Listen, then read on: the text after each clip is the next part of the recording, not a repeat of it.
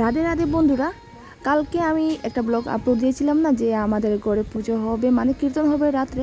তো এটা হলো কালকে রাত্রের ভিডিও। তো আমি রাত্রে পুজোর জন্য সব কিছু রেডি করছিলাম কীর্তন হবে বলে। তো এখানে সব কিছু আমার রেডি করা হয়ে গেছে, আর একটু পরে তো কীর্তন হবে। তো কালকে তো এটা পোস্ট করতে পারিনি, অনেক রাত্র হয়ে গেছে, তাই আমি আজকে এটা পোস্ট করব।